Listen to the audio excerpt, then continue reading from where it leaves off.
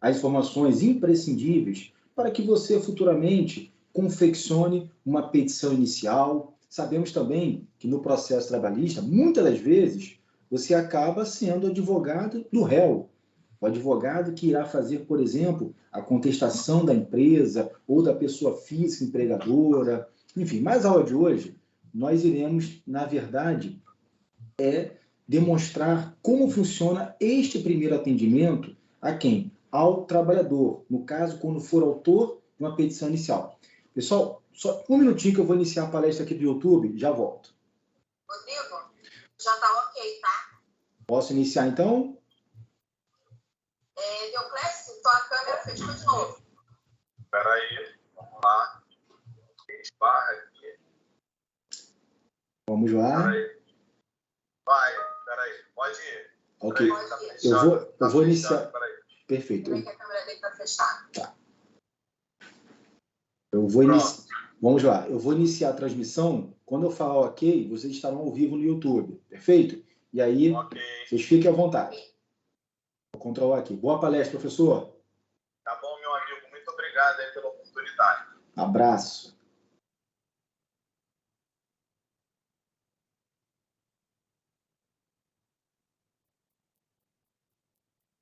Já estão ao vivo.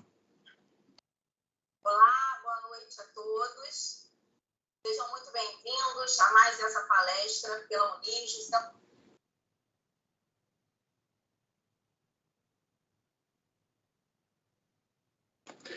Pronto, meus amigos, desculpe, voltei. Agora sim estou à disposição de vocês. Nesse momento aqui eu estava como técnico de informática aqui da Unirges, faz parte, no acúmulo de funções, ainda mais esse professor de trabalho. Certamente temos muitas considerações a fazer sobre esses acúmulos de funções do coordenador, professor, seja lá o que eu estiver fazendo nesse momento. Mas, enfim, brincadeiras à parte, estou aqui com vocês nesse momento como professor, muito prazer, com muita honra, e vamos falar hoje desse momento crucial do processo do trabalho. Bom, sempre falamos que o primeiro momento em que alguém analisa e julga alguma coisa é o advogado. Não é o juiz a primeira pessoa que vai julgar, que vai apreciar uma demanda trabalhista ou uma possível demanda trabalhista. Aquele momento em que o profissional da advocacia, o estagiário da advocacia, recebe uma pessoa no escritório, em uma reunião, e precisa captar naquele momento aquelas informações mínimas necessárias para que, caso vocês, no julgamento desta demanda, analisem se pode ou não ter a possibilidade de uma ação judicial trabalhista. Então, vamos falar hoje aqui especificamente de como você atende e quais as informações necessárias, úteis, para a confecção de uma petição inicial trabalhista, nesse caso de hoje específico, com o empregado, com o autor da ação, que no processo do trabalho denomina-se reclamante. Vamos lá, então. Eu vou compartilhar com vocês aqui a nossa tela. Deixa eu ver aqui. Vou entrar pelo computador também no nosso aplicativo aqui do Teams, para que eu possa compartilhar com vocês um documentozinho aqui em branco do Word, e eu quero fazer junto com vocês esse questionário. Nada de modelo, nada de cópia, nada de arquivo. Vamos fazer juntos o nosso questionário. Eu conto com a ajuda de vocês. Então, vamos lá. Deixa eu ver aqui o que eu tenho. Pronto.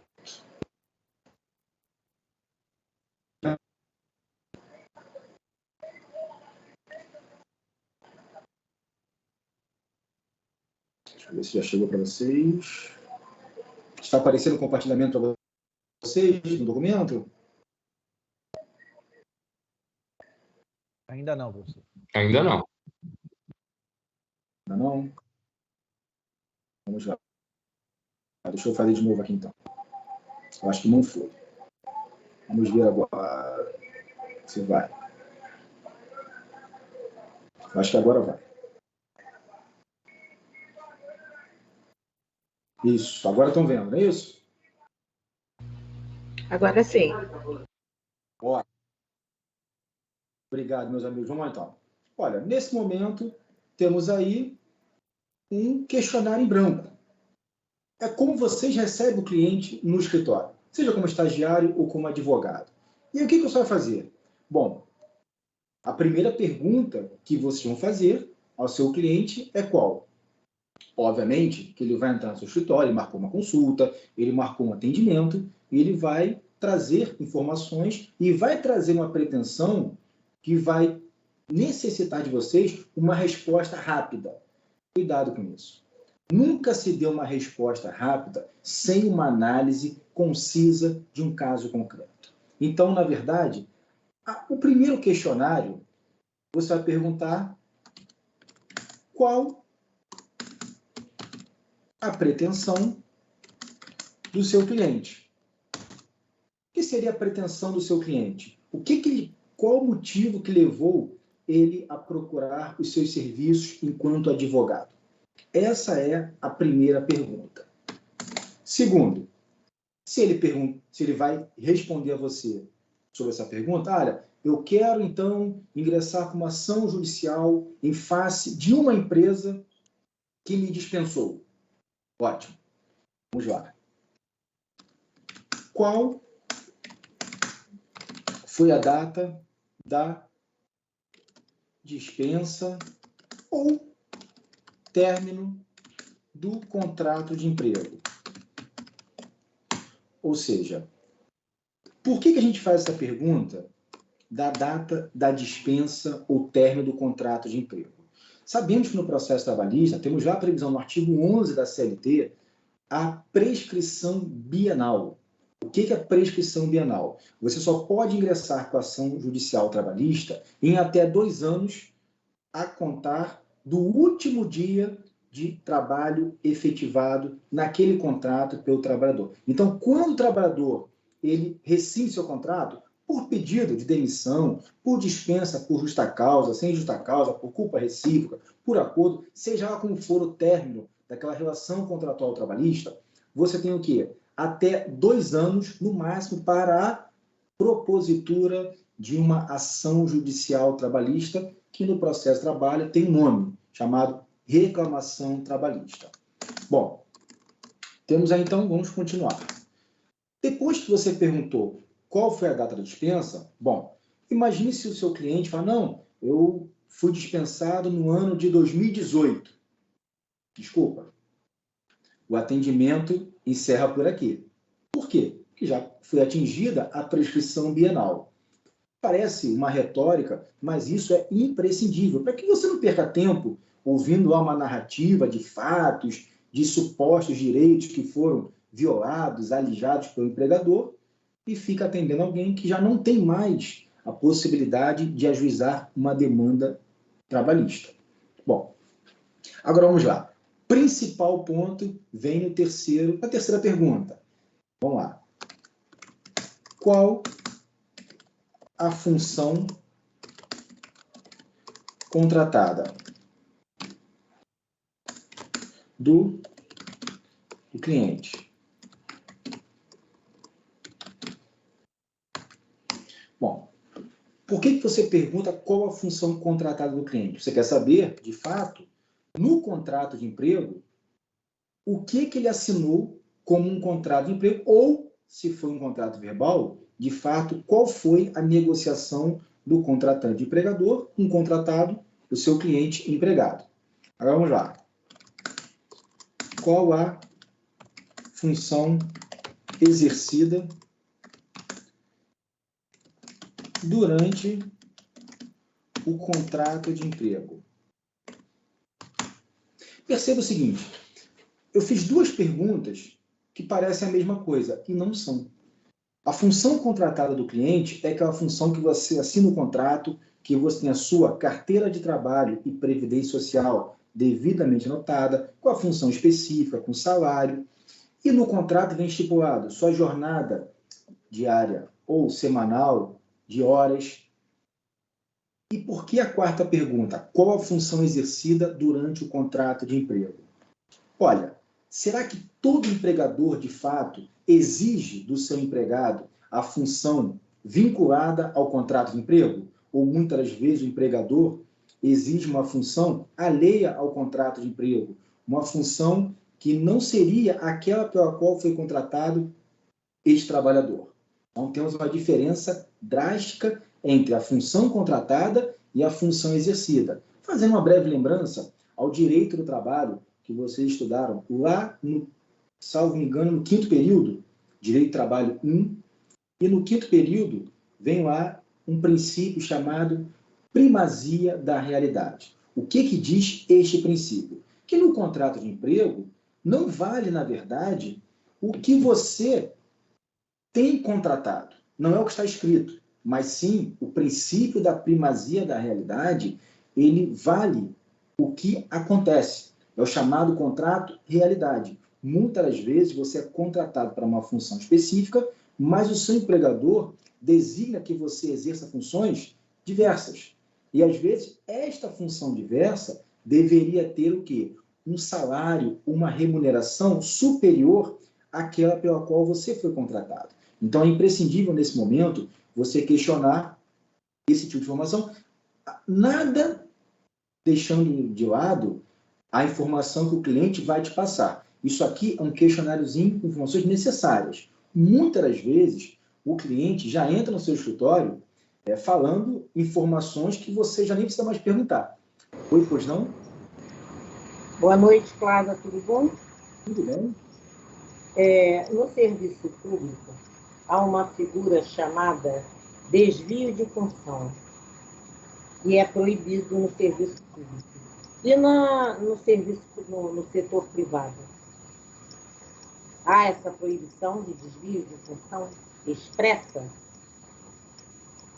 Então, vamos lá. Você foi contratada, vou dar um exemplo prático aqui. Você foi contratada para ser operadora de caixa em um mercado. Exemplo. Qual é a função da operadora de caixa em um mercado de alimentos? É efetuar as vendas. É receber o cliente lá na caixa, né, na operação de vendas, e ponto final. Imagine que o empregador, seja o gerente, seja o supervisor, o encarregado do setor, determine que você, operador de caixa, faça uma faxina no banheiro. Você é obrigado a fazer? Não, não é obrigado. É um desvio de função? É um desvio de função. Ah, Rodrigo, mas a função de faxineira recebe um salário inferior à operadora de caixa. Perfeito. Há um acúmulo de função? Sim. Você pode pleitear os 2 salários? Não, não pode. Mas você pode pleitear uma indenização por conta de exercer 2 funções? Pode. Aí vem a questão, Mara, que ainda que você tenha mencionado o setor público, aplica-se o mesmo entendimento ao setor privado. Não é que você considere ilegal. O empregador pode sim desviar a função do trabalhador, desde que ele remunere o trabalhador com a função e salários condizentes com aquele ato que ele esteja praticando. Há determinação do empregador. Mas, por exemplo, a operadora de caixa, quando se recusa a fazer a faxina no banheiro, ela está cometendo insubordinação? Não. Ela está se recusando a exercer uma função alheia ao contrato dela. Tanto que isso, vocês vão lembrar que no 6º período, em Direito do Trabalho 2, Direito Coletivo do Trabalho, a primeira unidade do curso de vocês é o término da rescisão, o término do contrato de emprego. E uma das formas de justa causa que o empregador comete é quando exige serviço superior às forças do trabalhador ou alheios ao contrato. Está lá no artigo 483, a linha B da CLT. Mas, vamos lá, Mara, exatamente isso aí. Mesma coisa que se aplica ao direito público, também ao direito privado. Perfeito. Obrigada. Bom, você já perguntou data da dispensa, o que ele quer no seu escritório, qual a função que ele foi contratado e qual a função exercida durante o contrato de emprego. E agora, o que você vai precisar que este cliente lhe fale? Narrativa de todo o período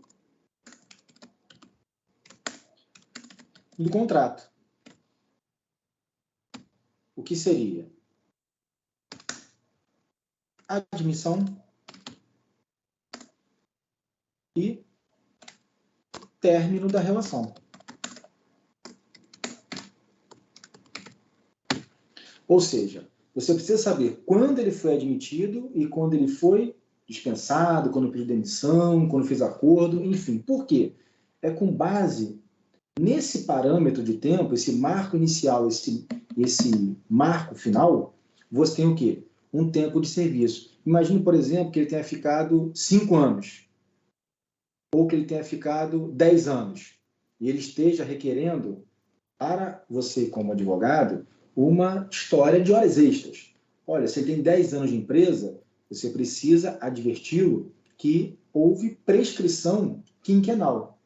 Ou seja, você tem 2 anos para ingressar com a ação trabalhista, artigo 11. E o mesmo artigo 11 fala que você só pode requerer os últimos 5 anos que você ajuizou a demanda. Ou seja, 10 anos de empresa, 10 anos de horas extras, infelizmente, ele só poderá requerer 5 anos. Os outros 5 anos foram atingidos pela prescrição quinquenal do direito processual do trabalho. Aí vamos lá. Jornada de trabalho do, vamos dizer assim, do cliente. Não vamos falar do reclamante ainda. Qual a jornada de trabalho do seu cliente? Qual o horário que ele entrava? Qual o horário que ele tinha intervalo para refeição, para descanso, chamado intervalo intra-jornada? E quando o empregador não concede, ele configura como hora extra, mesmo que não ultrapasse as 8 horas, no caso de jornada padrão, diárias ou 44 semanais. Então, a jornada de trabalho do cliente. Bom, temos aqui, nesses 6 itens, um breve resumo do que seria o quê? Do que seria a narrativa do seu cliente, das informações que ele trouxe para você. Então, vamos lá. O que vocês vão fazer a partir de agora? Vocês vão analisar se a narrativa do seu cliente, se as respostas do seu cliente realmente trazem uma possibilidade de uma demanda judicial. Se de fato interessa a você como advogado, se você acredita que essa ação possa ter alguma possibilidade de êxito. Agora vamos lá. Lembram na primeira aula que eu falei com vocês, salvo me engano, semana passada, onde a gente conversou muito sobre a declaração do cliente, que o cliente, tudo que ele falar no seu escritório, no momento que você estiver atendendo, ele precisa relatar, escrever, ou fazer um áudio, fazer uma mensagem de WhatsApp, ou fazer uma mensagem através de e-mail, de rede social, seja o que for. Vocês precisam ter desse cliente a comprovação de que tudo aquilo que você futuramente utilize em uma petição inicial seja oriundo do seu cliente. O advogado, ele sempre fala em terceira pessoa. Ele nunca fala em primeira pessoa. A petição inicial, quando a gente começar a redigir uma em conjunto, vocês vão perceber que é sempre dessa forma. O reclamante, o reclamado, jamais o meu cliente ou o empregador do meu cliente. Sempre o advogado vai utilizar as suas narrativas na petição inicial, fatos, fundamentos, pedidos, em terceira pessoa.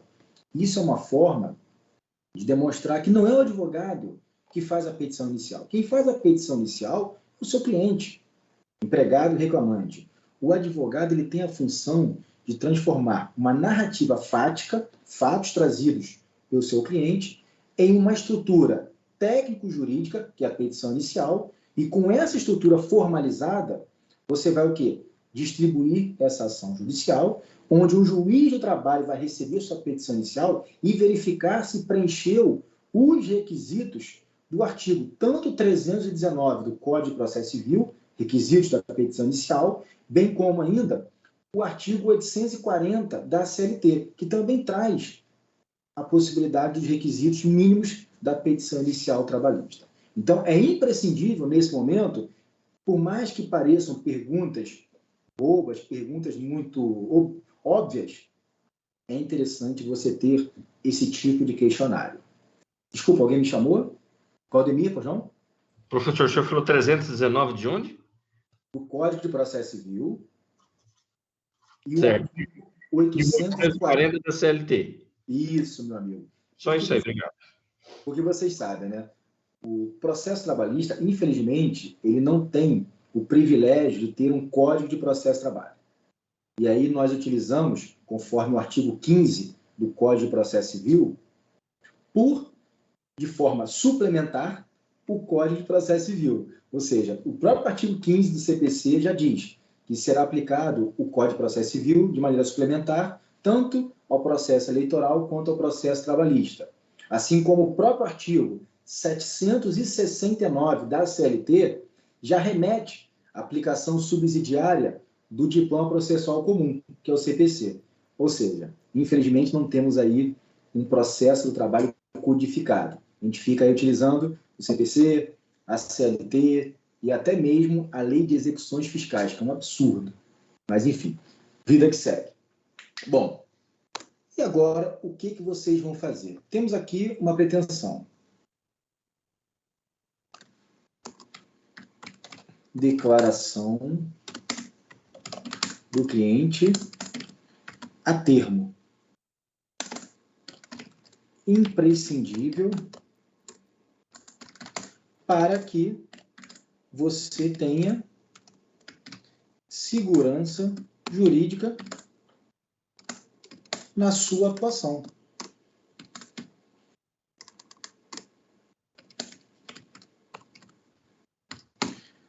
Vamos lá. Por que isso? Muitas vezes, eu dei até esse exemplo na semana passada, o cliente traz uma narrativa no seu escritório e você acredita. E você faz a petição e ele diz que foi dispensado por justa causa sem cometer a justa causa. Ele diz que foi contratado para ser, por exemplo, atendente de balcão, mas era designado para ser gerente no setor. Ele dizia que chegava às 8 horas da manhã, que não tinha hora de almoço e saía às 20 horas. Bom, a narrativa é dele. Você pode duvidar dele? Acredito que sim. Mas vamos lá. Essa declaração do cliente a termo significa que você, enquanto advogado, vai exigir que esse cliente escreva, digite, nunca digite para ele assinar. Por quê? Isso é uma questão pessoal. Se você digita uma narrativa para que o cliente assine, ele pode alegar que foi enganado pelo advogado, que o advogado, de certa forma, usou termos técnicos que ele não tinha capacidade de entender e assinou pela relação de confiança com seu advogado. Então, tenham cautela. Ah, Rodrigo, mas se ele escrever, ele escreve muito mal. Ótimo. Ele tem muitos erros de concordância, erros gramaticais absurdos. Melhor ainda, porque aquele termo que ele vai estar escrevendo e assinando, certamente, caso você precise comprovar que você não cometeu má-fé enquanto advogado, que você não praticou ato atentatório ao Poder Judiciário, a litigância de má-fé, quando tiverem acesso ao ouvido do processo, ou à própria OAB, no processo ético-disciplinar, vão ter certeza que aquele documento foi assinado pelo seu cliente, até pelos erros ou pela dificuldade de utilizar termos técnicos que nós, advogados, estudantes de direito, operadores de direito, temos já uma familiaridade. Então, vamos lá. Essa declaração do cliente... Oi, pois não? Germano?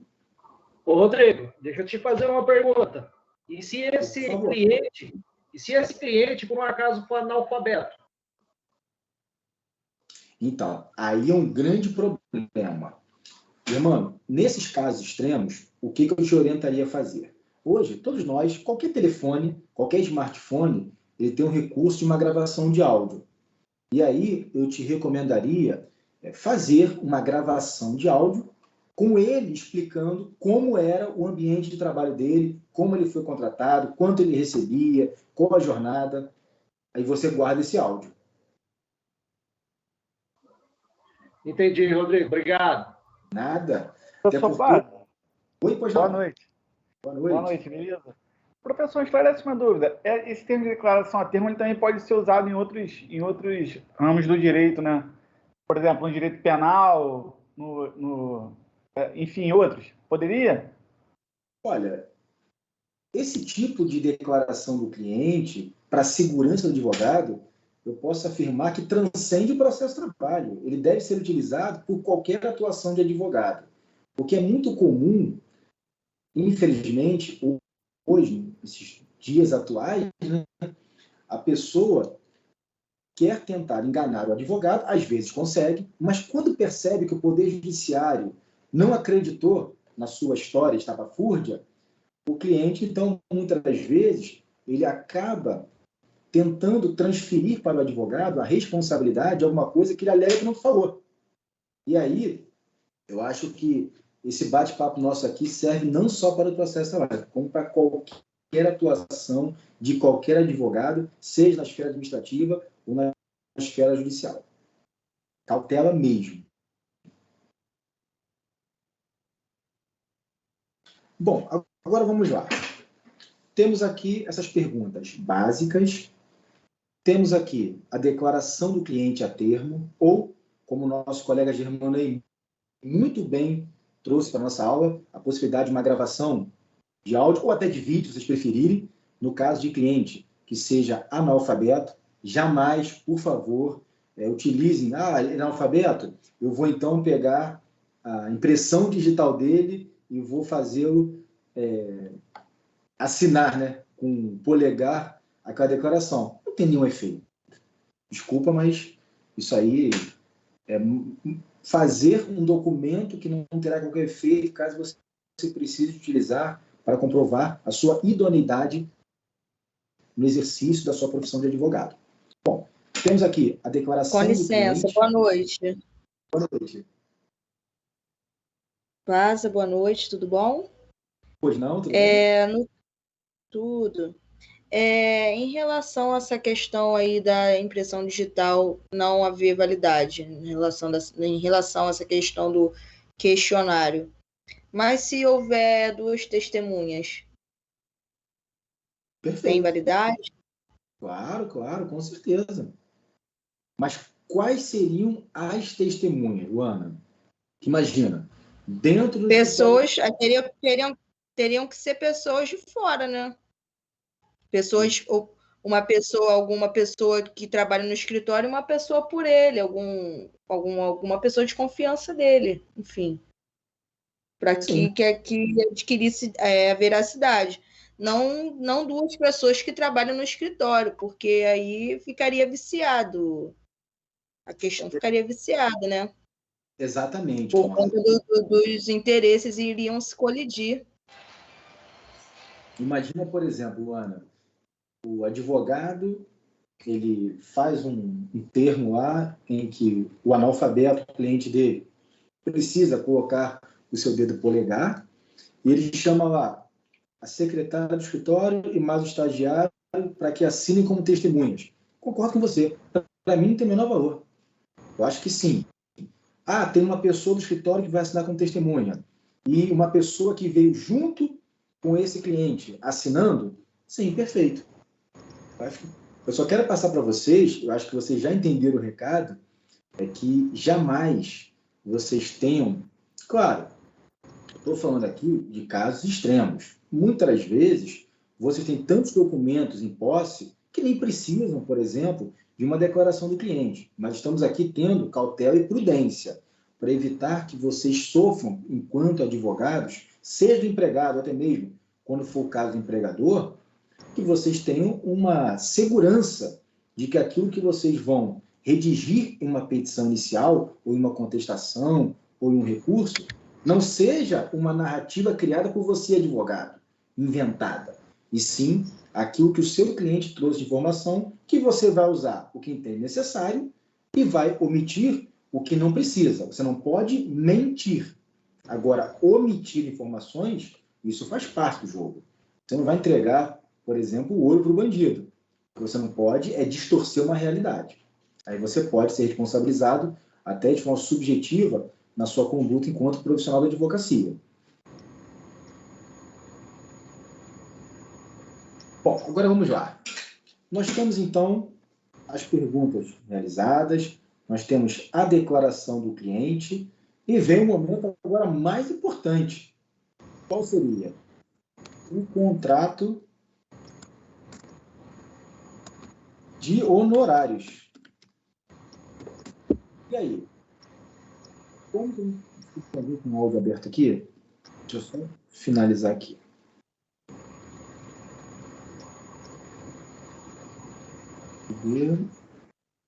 Algum colega com o áudio aberto aqui.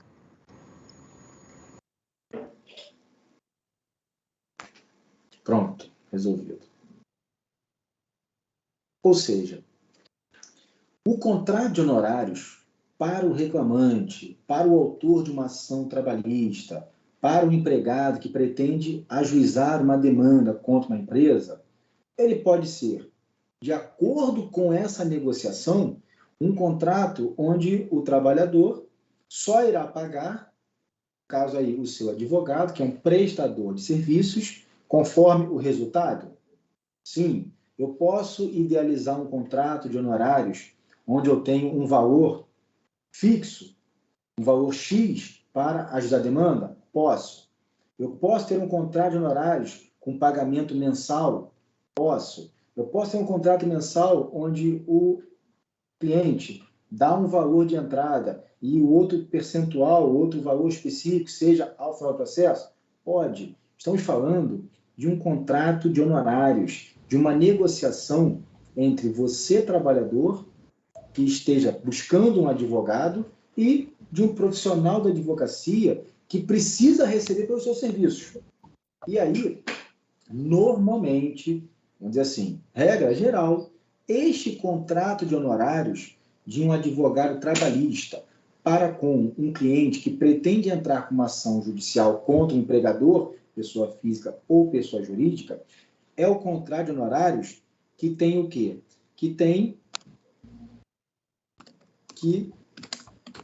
visa percentual de honorários sobre o quê? O proveito econômico da demanda. O que seria isso, resumindo? Muitas vezes, esse trabalhador que procura os seus serviços enquanto advogado, o que ele faz? Ele chega no seu escritório, ele não tem dinheiro. Muitas vezes, ele foi dispensado e nada recebeu.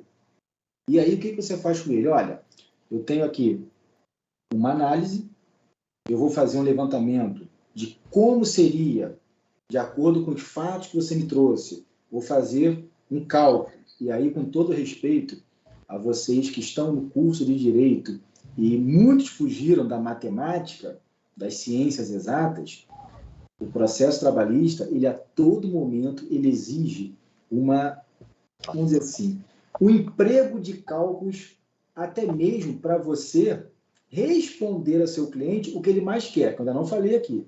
Porque tudo isso que eu falei é apenas um protocolo de atendimento. Mas o cliente, ele entra no seu escritório e quer saber o seguinte: doutor, o quanto eu vou ganhar nesta ação trabalhista?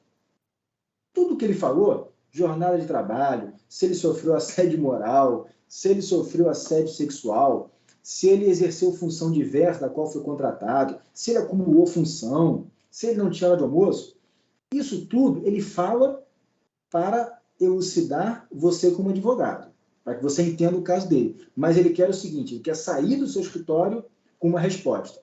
Doutor, quanto é que eu vou buscar na justiça contra esse empregador?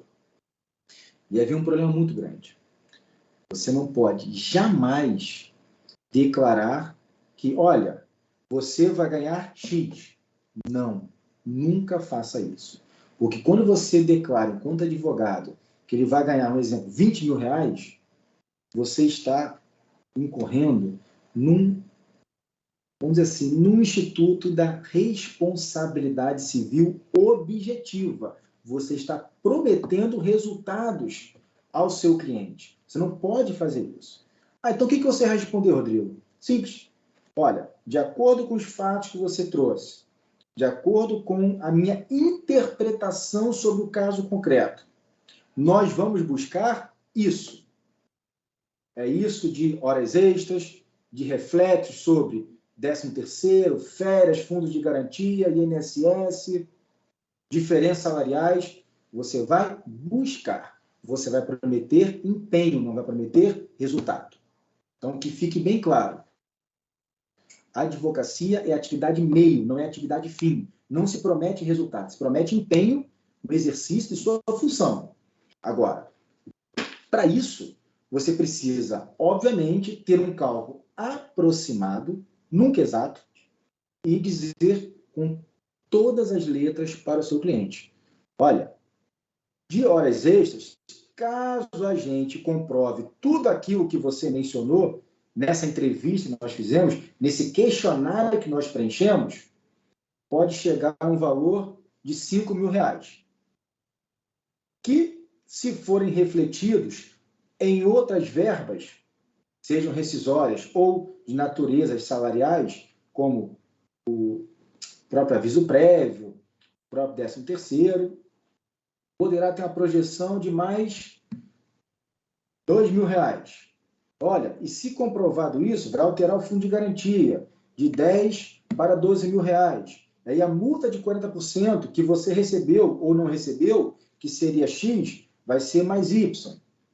Você não está prometendo resultado. Você está alegando que a pretensão seria essa. Até porque a Lei 13.467, de novembro de 2017, a nossa conhecida reforma trabalhista, ela traz para todos os procedimentos do processo de trabalho que vocês viram recentemente, seja o procedimento sumário, causas que não ultrapassam 2 salários mínimos, o procedimento sumaríssimo, demandas trabalhistas que não ultrapassam 40 salários, e temos o procedimento comum ordinário, que são as demandas que ultrapassavam 40 salários mínimos, que antes da reforma trabalhista, você poderia, no procedimento ordinário, colocar um valor simbólico, mas não precisava liquidar, ou seja, fazer cálculos de cada item que você estiver pedindo.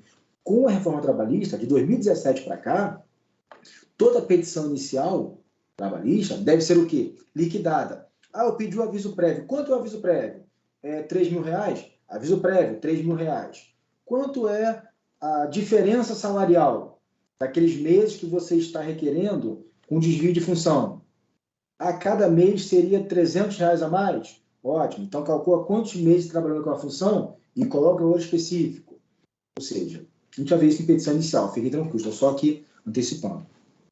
Hoje, o processo de trabalho ele exige muito mais técnica ao advogado.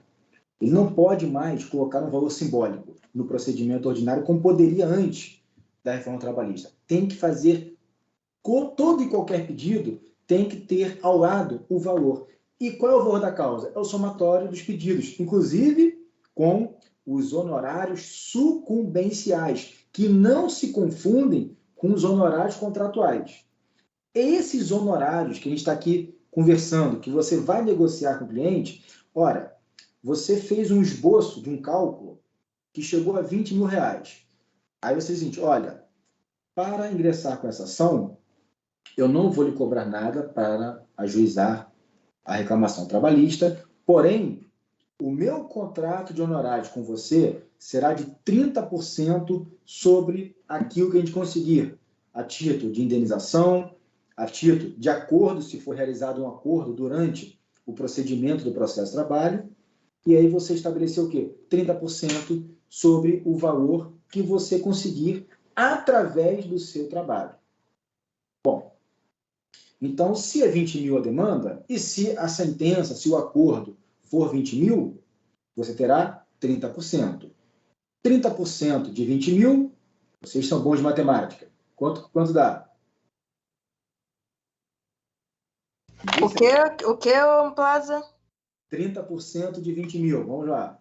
O valor de honorários sucumbenciais? Não. 6.000. Contratuais. R$6.000. Contratuais? Isso, contratuais. Ah, tá. 6.000. R$6.000, não é isso? Ótimo. Aí, vamos imaginar que venha na sentença o seguinte: condeno o réu reclamado, empregador, a pagar a importância ao reclamante de R$20.000. Condeno ainda a reclamada ao pagamento de 10% de honorários sucumbenciais. Ok. Então, nós temos R$20.000 da condenação do réu empregador ao reclamante, seu cliente, e temos mais 10% de 20.000, que são R$2.000, na própria sentença. Plaza, mas essa conta aí de 2.000 não é 2.000 redondinho, não. Não é aquele valor daqueles honorários que a gente calcula no tribunal? Então, olha só. Porque no tribunal, quando eu vou fazer mandado de pagamento relativo a honorários sucumbenciais, a conta não é a porcentagem correta, não. Tem uma fórmula diferente para ser feita. Bom, olha só. Se foi R$20 mil a condenação sobre a rescisão do contrato, sobre a indenização, e condenou ainda em mais 10% de honorários sucumbenciais, qual seria a condenação? 22 mil. É assim que funciona o processo de trabalho. É matemática pura. Mas aí, o teu contrato de honorários diz que você terá 30% sobre o proveito econômico da demanda para o seu cliente. Por que eu estou mencionando isso? Você não vai pegar R$22 mil e retirar 30% e os 30% vão ficar com você e 70% com o seu cliente. Não. Você vai pegar R$20 mil, que é a condenação do juiz, a empresa pagar ao trabalhador. Desses R$20 mil, você vai retirar os seus 6 mil e aqueles R$2 mil, eles vão direto para você enquanto advogado. Aqueles R$2 mil não vão para o seu cliente. E aí, o que seria interessante? Ressalvada a sucumbência que será exclusivamente destinada ao advogado. Parece clichê, parece muito óbvio, mas é imprescindível que você insira no seu contrato de honorários essa informação. Porque muito cliente, ele fica muito chateado quando percebe lá. E muitas vezes acontece algo que a advocacia odeia. Quando expede-se em processo de trabalho, são alvarás. Quando expede um alvará único de R$22 mil. Aí o advogado recebe, o que ele faz? Ele tira 2 mil diretamente para ele, e ele pega os 20 mil, desconta 30% e fica com mais 6. E o cliente questiona, doutor, mas é aquele R$2 mil é meu também. Não, não é dele. O honorário sucumbencial pertence ao advogado que teve êxito na demanda. E aí cria uma confusão. Claro que muitos juízes já expedem alvarás separados. O alvará de sucumbência de R$2 mil para exclusivamente o advogado e o alvará de 20 mil tanto para a parte autora reclamante quanto para o advogado, que poderá receber. Ele pode até receber, mas tem que prestar contas com o seu cliente. Oi, alguém me chamou, pois não? Não, não foi nada não, professor. Pode deixar. Já está resolvido. Perfeito. Enfim, é interessante, eu estou falando com hoje vocês aqui, só esse primeiro atendimento. Você tem que deixar, não fizemos contar honorários ainda. Vamos fazer procuração, contar de honorários. Mas professor, não. Não, esse honorário de sucumbência, ele é destinado à parte que ganha, correto? Ao advogado da parte que ganha. Isso. Tá, esse valor, ele é tabelado ou ele oscila de acordo com a demanda? Então, o processo trabalhista, ele estipula que os honorários sucumbenciais devem ser arbitrados pelo juiz entre 5% e 15% do valor da condenação.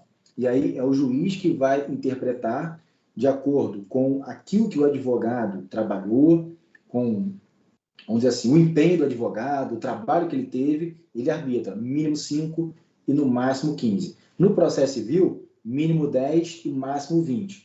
Certo, e essa sucumbência é paga pela parte perdedora que paga os honorários, a custa do processo, correto? Não, aí não é custa não, paga os honorários do advogado. Ah, tá, entendi. Pensei que era incluído como se fosse que a parte perdedora pagaria a custa do processo, que seria uma parte dos honorários do advogado.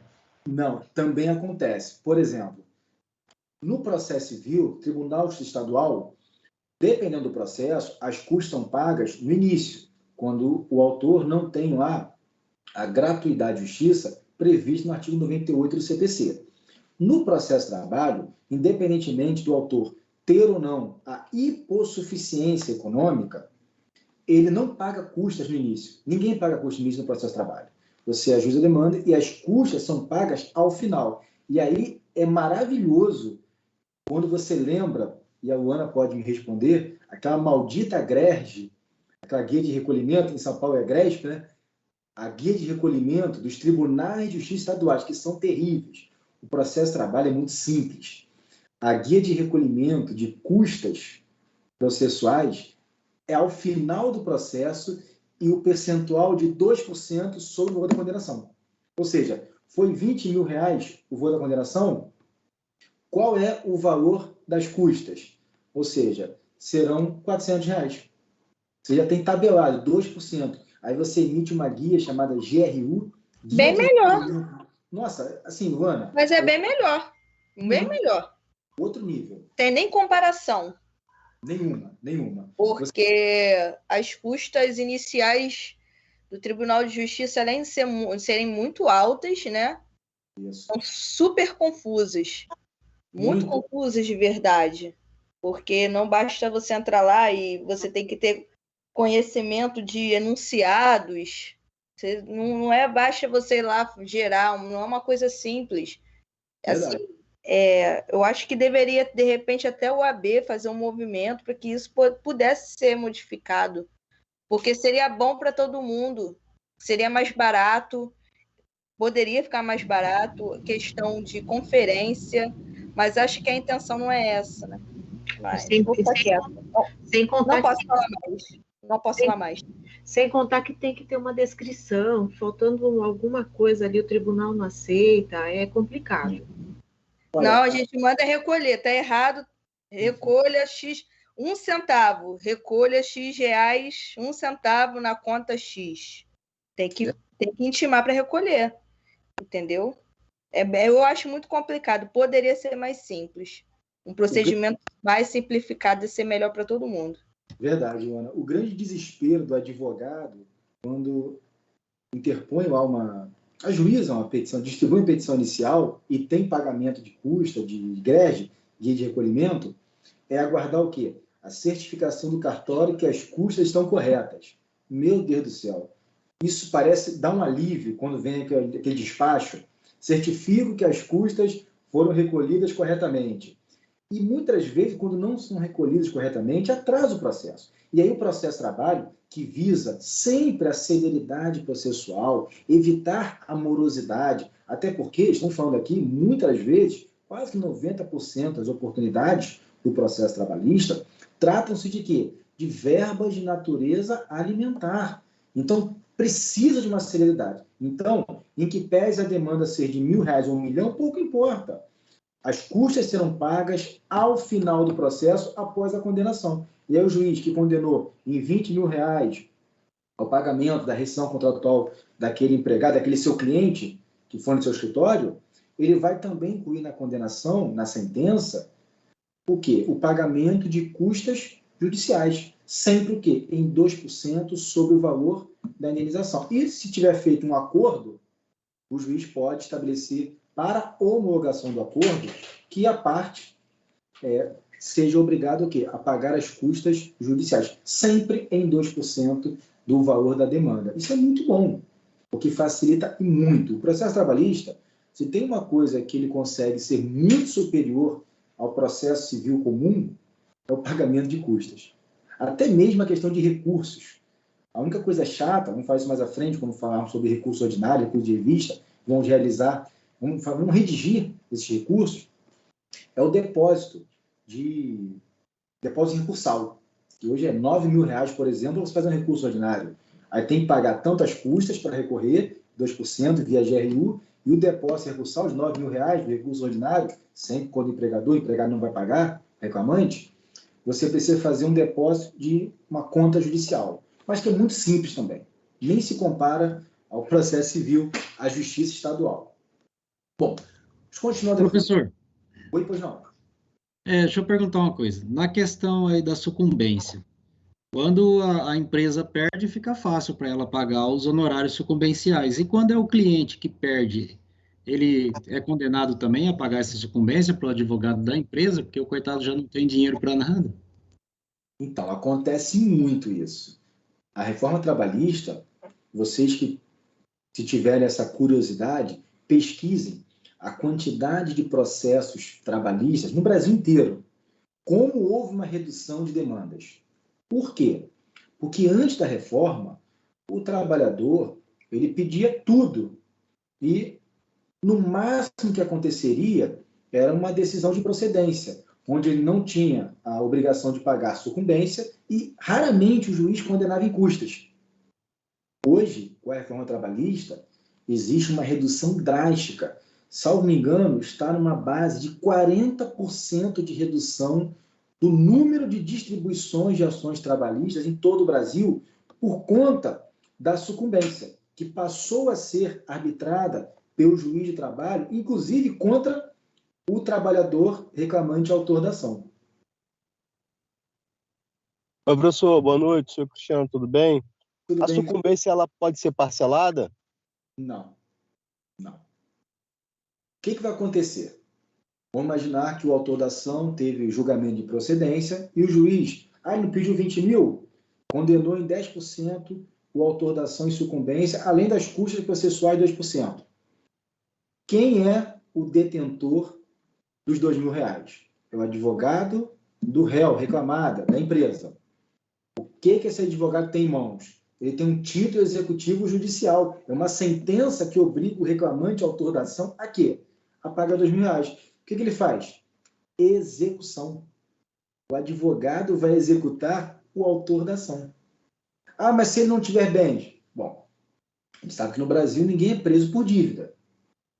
E aí, então, pode acontecer a insolvência, ele não ter patrimônio, mas pode acontecer do reclamante... Graças a Deus, né, professor? Porque se fosse preso por dívida... grande parte da população estaria presa. Aqui hoje, né? Estávamos perdidos.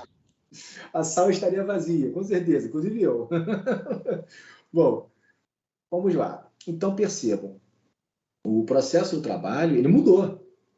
Hoje, não existe mais aquela coisa, eu vou tentar pedir alguma coisa e forçar um acordo. Isso acabou.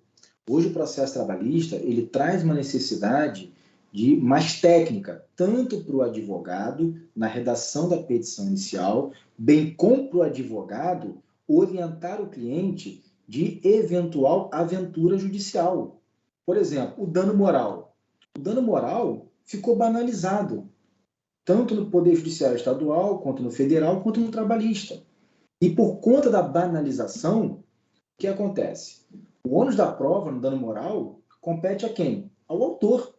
Temos o artigo 818 da CLT, inciso 1, e o artigo 373, inciso 1 do CPC, que dizem a mesma coisa. O ônus da prova compete a quem alega.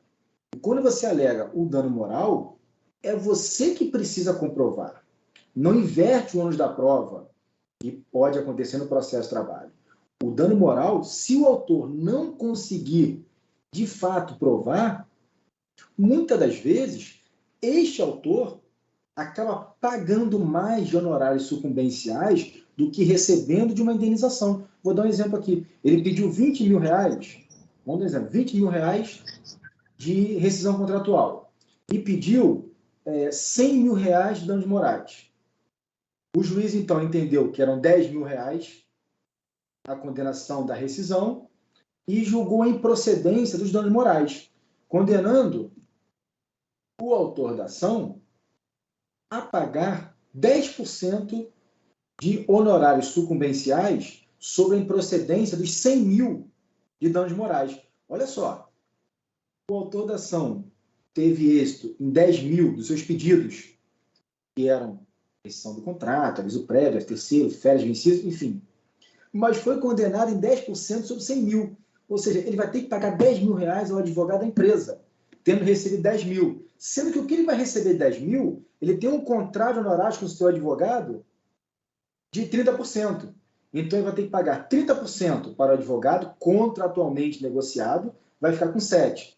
Só que ele tem que pagar 10 mil ao advogado da empresa, que o pedido dele de 100 mil danos morais foi julgado improcedente. Ele sai devendo no processo. Oi, Mara, pois não? Plasma, numa análise assim, superficial, eu percebo que a Era Vargas ela trouxe para o trabalhador o advento da CLT e todas aquelas benesses aos trabalhadores que nós vivemos até bem pouco tempo. Essa reforma trabalhista, ela começou a degradar, no meu entendimento, tá? É um entendimento, não é profissional, não é muito técnico, porque nós estamos estudando ainda essas questões. Mas a impressão que eu tenho é que está havendo um massacre da serra elétrica sobre o trabalhador brasileiro. Nós estamos num retrocesso de direitos muito grande. As condições de trabalho dos brasileiros já não é das melhores, né? O trabalhador brasileiro ele sofre muito com transporte, que é problemático, com baixos salários de uma maneira geral, porque o trabalhador brasileiro ele é mal remunerado, né? As condições de trabalho, muitas vezes, desumanas, no calor, ou exposto a determinadas situações.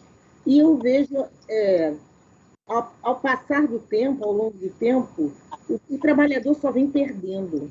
Inclusive, essas relações trabalhistas são tão negligenciadas que você está a todo momento nos chamando a atenção para a questão do Código do Direito do Trabalho. Sim, verdade. E eu, sinceramente, não querendo ser pessimista, depois dessa pandemia e de todo esse movimento que já vinha sendo feito aí nas revoluções dos contratos de trabalho, eu não vejo luz ao fim do túnel, não. O que você me diz enquanto um profissional especializado nessa área? Olha, Mara, nós tivemos aí, agora, recentemente, no dia 28 de maio desse ano, a medida provisória 1045 de 2021. Medida provisória esta que tentou, de certa forma, uma mini reforma trabalhista, onde foi aprovada agora no final do mês de agosto, na Câmara de Deputados Federais, foi aprovada, mas ontem sofreu uma derrota no Senado. Então, ontem, a nossa Casa Bicameral entrou em conflito. Parece que havia um acordo entre a Câmara de Deputados Federais e o Senado Federal para que esta medida provisória 1045 ela passasse e fosse talvez um projeto de lei ou até mesmo futuramente uma sanção presidencial no caso de uma lei ordinária, se ela se tornasse. Parece que não foi o que aconteceu. E ontem tivemos uma derrota, aliás, uma vitória dos trabalhadores no Senado que impediu que essa MP 1045 tivesse êxito. MP esta que tentava mais do que nunca precarizar as relações de emprego, trazendo de volta algo que no ano de 2019 foi tentado, uma MP chamada 905, que era o contrato de trabalho verde e amarelo, onde uma gama de trabalhadores, jovens ou após uma certa idade, teriam contratos com direitos suprimidos. Inclusive, essa MP 1045, recente, ela cometeu o absurdo, e não sei como que um Congresso, na figura da Câmara de Deputados Federais, aprovou, com mais de 300 votos, um texto que reduzia a hora extra a 20%. Desculpa, a nossa Constituição Federal, no artigo 7º, inciso 16, está lá de forma clara e objetiva. Hora extra nunca inferior a 50%. Quando que uma MP, quando que uma lei complementar, uma lei ordinária federal, um decreto-lei, irão sobrepor a nossa Carta Magna? Pirâmide de Kelsen, pelo amor de Deus. E aí uma MP que consegue ter o abuso, eu acho que o termo é esse, o abuso e a audácia jurídica de tentar mitigar o valor, o percentual de horas extras, quando a própria Constituição assim o define. Eu, enquanto operador do direito, especialista em direito e processo de trabalho, chega a enjoar o estômago, o que, com todo respeito da minha expressão, é de uma burrice legislativa sem precedentes. É óbvio que se a MP fosse aprovada no Senado, iria sofrer várias ações questionando no STF a questão constitucional. Não tem o menor sentido. Então, Mara, Assim como o nosso Decreto-Lei 5.452, de 1º de maio de 43, do então presidente Getúlio Vargas, na época da ditadura, Estado Novo, vamos dizer assim, foi interessante. Sabemos que já era para estar aposentada a CLT, passou de 70 anos. Precisamos de um código atualizado, mas não um código que tenta suprimir direitos e conquistas históricas da classe trabalhadora, sempre ressalvando o momento que o empresário atravessa. Tivemos aí recentemente a MP 936, que trouxe a suspensão e redução dos contratos de emprego no que tange a salários e jornadas, transformada na Lei 14.020, de 2020, que perdurou até recentemente, dando um fôlego ao empresário, mas você não pode, em uma MP, contrariar garantias individuais, direitos sociais previstos no artigo 7 da Carta Magna. É inadmissível isso, Mara. Não é dessa forma que você flexibiliza, não é desta forma que você consegue atualizar as relações contratuais trabalhistas.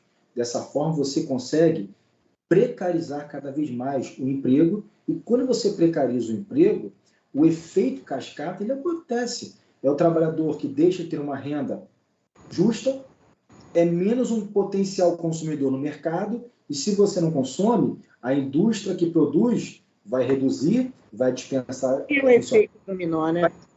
Vai tributar menos, o próprio Estado recolhe menos, e a crise se transporta.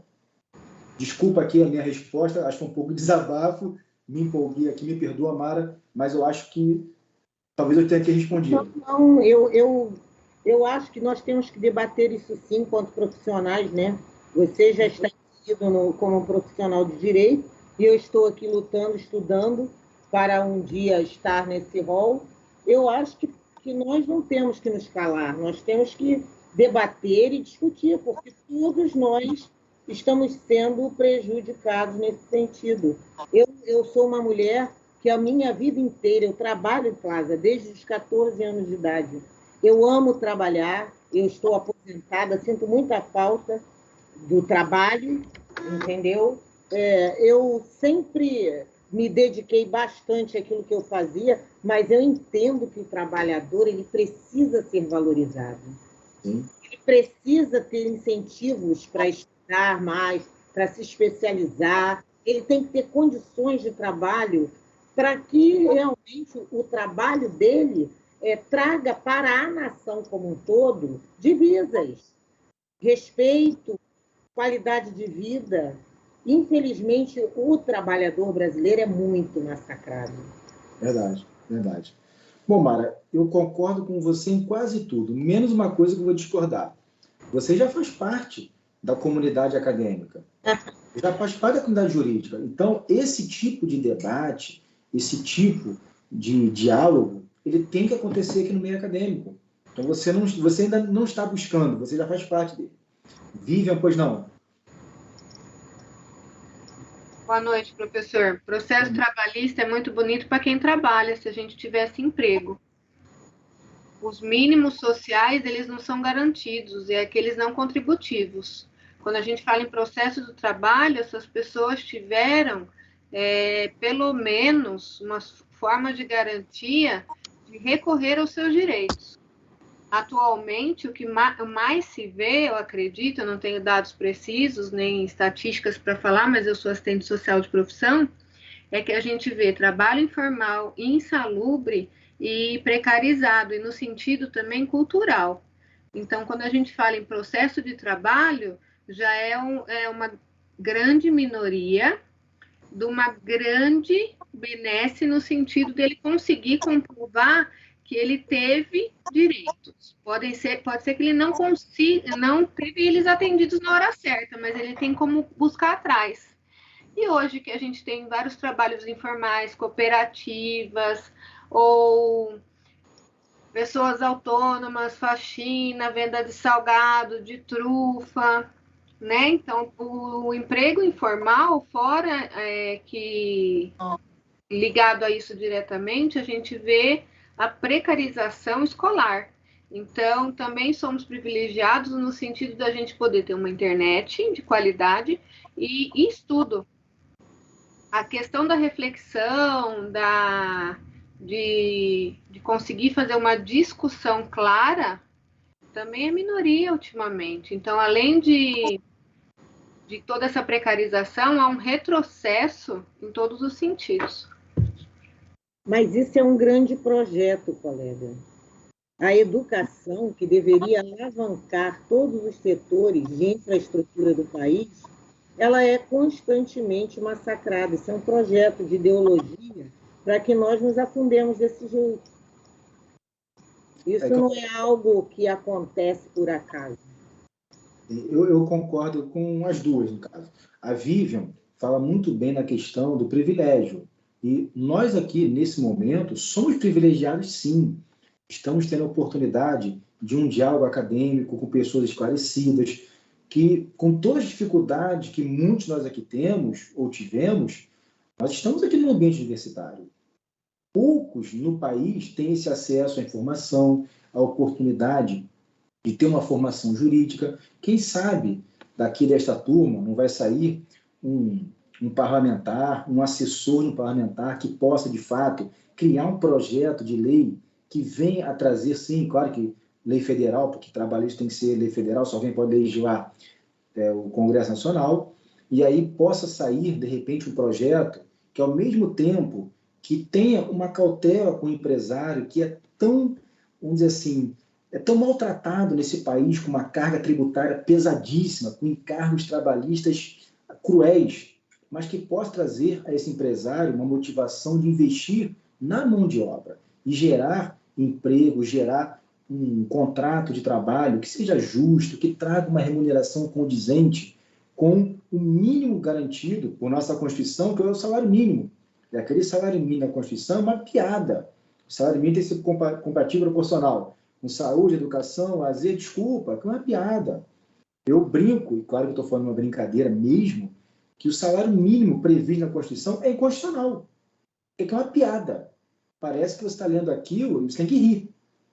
Mas, claro, a gente sabe que o empresário não tem condições, muitas vezes, de pagar mais, porque a nossa carga, tanto tributária quanto aquilo que gera de encargos trabalhistas no nosso país, são pesadíssimos.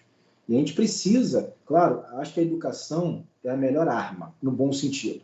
Seja para você ter uma formação profissional, seja para você dialogar, você discutir no bom sentido, você visar melhorias, não só para você enquanto trabalhador individual, mas sim uma sociedade, uma classe de trabalhadores. A Vivian falou muito bem na questão hoje de você precarizar por cooperativas, os cooperados que não têm direito a nada, muitas vezes objetos de fraudes. Eu vou falar muito sobre isso com vocês nas petições iniciais. Eu gosto de colocar, Vivian, casos em que o trabalhador é contratado mediante uma cooperativa. Mas será que ele de fato é cooperado ou ali é uma fraude, é algo assim inventado para configurar que ele seja empregado, mas não na prática, e receba um valor fixo? E aí vocês podem... Professor. O senhor está brilhando. O senhor é que brilha, o resto é pisca-pisca. Não, por favor. Essas intervenções de vocês são maravilhosas. Então, Vivian, imagina uma ação trabalhista onde o trabalhador foi contratado por uma cooperativa e exerce a função com controle de jornada, recebe salários fixos, né? Que o cooperado é um sócio. Teoricamente, ele nem poderia ingressar com uma ação contra a cooperativa, porque ele seria um cooperado e é um sócio. Mas, na prática, a criação de uma cooperativa não pode estar sendo feita para burlar a lei trabalhista, os direitos do trabalhador, do fundo de garantia, do seguro-desemprego, e aí uma ação trabalhista acaba sendo essencial. Mas vocês também tocaram num ponto muito importante, que a gente vai dialogar nas petições iniciais. A dificuldade de se provar. Por exemplo, olha aqui, eu vou incluir agora aqui, graças a Mara e a Vivian, uma questão que não pode deixar de ser observada. O cliente tem provas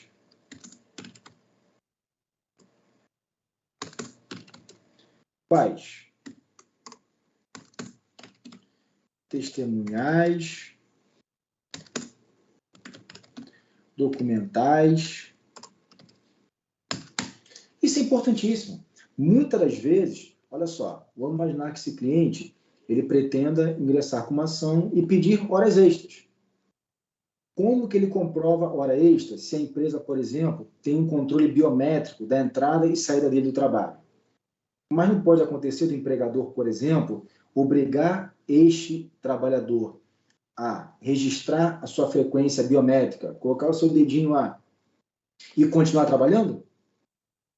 Como você prova isso? Testemunhas. Quem tem o ônus de provar isso no processo de trabalho? O empregado. E se ele não tiver as testemunhas, será que você, enquanto advogado, vai pedir horas extras nesse processo para acontecer um risco, por exemplo, de vir uma improcedência e condenar o seu cliente tanto em sucumbência quanto pagamento de custas? Olha só a percepção de vocês.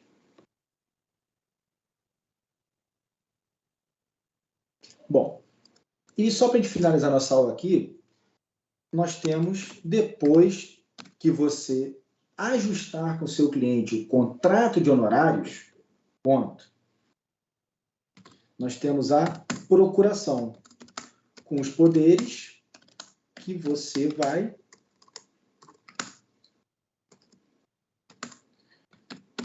irá demonstrar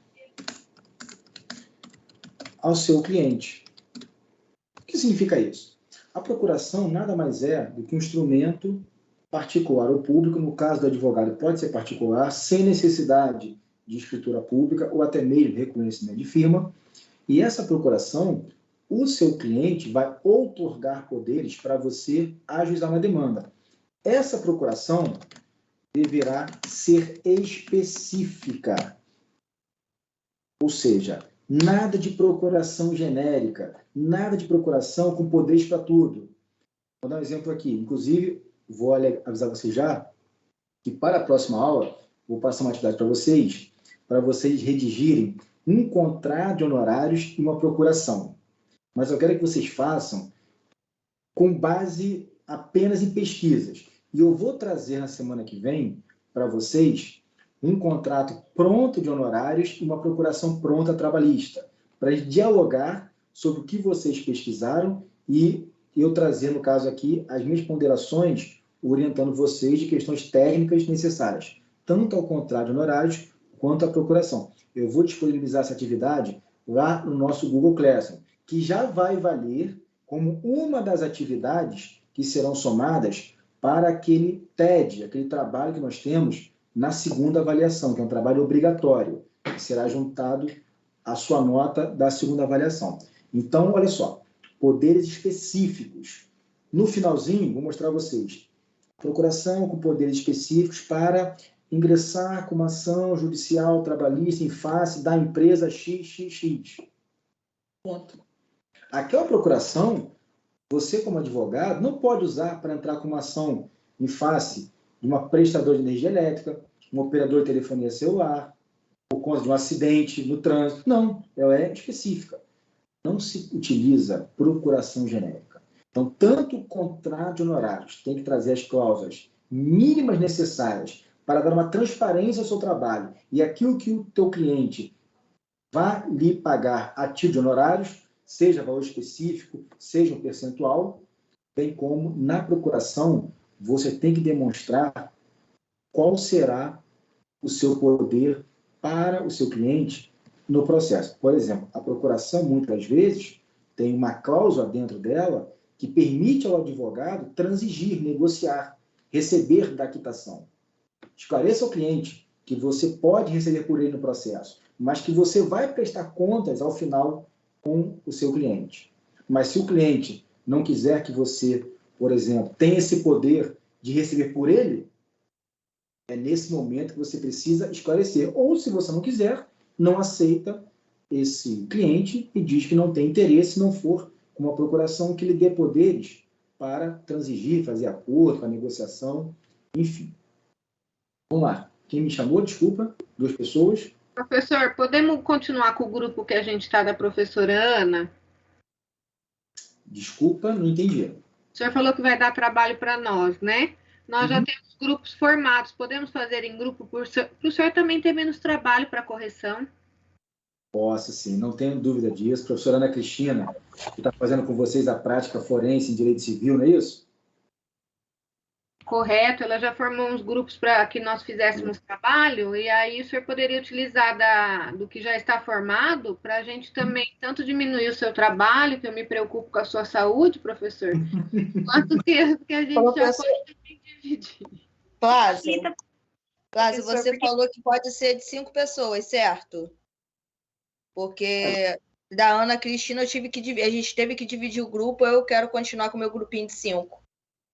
Olha só, eu particularmente, eu tenho sempre esse critério. A gente fala assim, um grupo de mais ou menos 5 pessoas.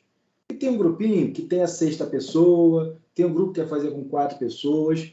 Eu não serei intransigente jamais de recusar um grupo de 6 pessoas, por favor. Então, o que eu quero com vocês, e aproveitando a professora Ana Cristina, que é sensacional, vocês estão com uma professora maravilhosa de processo civil, professora de prática forense em direito civil. Vamos aproveitar, eu sei que ela tem feito com vocês esse trabalho também prático, é muito bom. Eu fico muito tranquilo que, ao mesmo tempo, vocês terão toda essa vivência prática de contrato de honorários e procuração no direito civil e no direito do trabalho. E aí vocês vão entender as peculiaridades de um direito ou de outro, mas que, na prática, muitos se assemelham. Então, Vivian, sua ponderação é bem pertinente, é justa. Luana, fica à vontade aí, grupo de 5, de 6, não tem problema. Vou passar para vocês ali. Eu não quero, nesse momento, enviar modelo para vocês. Eu quero que vocês, nesse primeiro momento, pesquisem e tentem fazer. Mas na semana que vem, eu faço questão de trazer um modelo meu. Ainda que vocês não utilizem ele, talvez o de vocês fique melhor do que o meu. Mas que a gente possa comparar e eu analisar com vocês tecnicamente qual seria a forma de um contrato, quais seriam as preocupações, as análises técnicas e a procuração em especial. Claudemir, pois não? Professor, por gentileza, eu não sei, senhor, é possível colocar essa página do Word lá no Classroom para nós? Com certeza. Eu vou só melhorar ela, que eu fiz aqui com vocês rapidinho, vou melhorar ela e vou colocar no mural de vocês lá. Tá joia, obrigado, professor. Fica à vontade. Tudo que a gente fizer de prática em sala de aula, hoje foi essa aula teórica com um pouquinho de prática. Semana que vem vai ser a prática de procuração e contrato de honorários. Na semana seguinte, vamos redigir a primeira petição inicial. Tudo isso eu vou trazer modelo para vocês e vou disponibilizar nas atividades lá ou no mural do Classroom. Pode ficar despreocupado. Professor, muito obrigada, viu? Licença, muito obrigada por trabalhar em grupo, porque é mais fácil. Porque tem sempre aquele colega que já está na área, que ele pode dar um toque. Eu trabalho na educação, mas aí a gente acaba conciliando, conversando, tem aquele trabalho administrativo e fica mais fácil. Muito obrigada, viu? Em nome de toda a turma aí. Por favor, fique à vontade. E também temos que convir, né? A turma é grande. E assim, confesso a vocês que me facilita e facilita vocês. Mas lembrando, deixando bem claro, o aluno que tiver interesse, Rodrigo, eu quero fazer de forma individual, terá o mesmo direito de fazer individual ou em grupo. Eu vou corrigir todos. Não tenha dúvida quanto a isso. Combinado, então? Atividade é para quando mesmo, professor? Olha só, deixa eu explicar uma coisa a vocês. Combinado. Toda semana, nós iremos fazer atividades. Não significa dizer, Rodrigo, eu vou colocar um prazo no Classroom para entregar na quinta-feira seguinte. Mas pode acontecer de, eventualmente, não entregar na quinta-feira seguinte. O que eu vou sugerir a vocês? Os trabalhos serão cobrados como notas para a segunda avaliação. Então, quem eventualmente teve problema e não conseguiu fazer agora, até a segunda avaliação, que, salvo me engano, deverá ser final de novembro, pode entregar os trabalhos, que eles serão utilizados como forma de valoração da nota de vocês. Tem 10 pontos da prova e 10 pontos do trabalho. Então, não é porque não entregou semana que vem, eu perdi o trabalho. Não, não perdeu, não.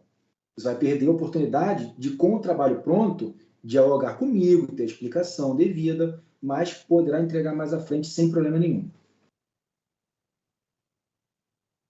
Professor. Oi, Paulo. Pois não? Tudo bom? Eu não consegui acessar a aula, que eu estava tentando pelo computador, perdi os primeiros 15 minutos da aula que eu não consegui acessar e tive que pegar o celular. Sim, sim. E no início, o que foi falado sobre esse trabalho que eu acabei perdendo da informação sobre isso? Na verdade, no início, a gente falou somente sobre esse arquivo que está compartilhado aqui na tela de vocês. Tá? A gente passou a falar do trabalho só agora no finalzinho, Paulo. Fique tranquilo. Ah, então tá. Eu achei que era isso aí. Obrigado, viu, professor? Não perdeu nada não. Fique tranquilo. Beleza. Mais alguém, por favor? Já que são 8h25, tem aula daqui a pouco também. Só para o companheiro Paulo aí saber que os primeiros 15 minutos foi até o número 3. Isso. Beleza. Obrigado. Tá jóia, obrigado. Obrigado, Claudemir. Obrigado. Bom, então, meus amigos, eu vou daqui a pouquinho passar para vocês aí essas 2 atividades. Vocês receberão lá no Google Class uma notificação. Vou disponibilizar esse arquivo lá no mural de vocês também para título aí de registro da nossa aula. E semana que vem, aí, caso vocês consigam fazer o contrato de honorários trabalhista e a procuração trabalhista, vocês puderem enviar no Classroom como resposta, a gente faz uma aula e eu vou trazer para vocês aqui todas as nuances de um contrato de honorários e de uma procuração trabalhista. Perfeito? Combinado, então?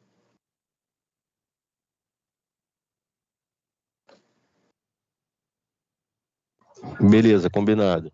Combinado, professor. Então tá ótimo, meus amigos. Perfeito, sem defeito. Bom, Muito obrigada, professor. Boa noite. Boa noite. Obrigado, boa noite. Abraço. Boa noite, professor. Fiquem com Boa Deus. noite, Boa noite aí, Cláudio. um abraço. Um abraço. Um abraço. Vai ter aula agora da professora? Obrigada, boa noite. Vai ter aula da Flame?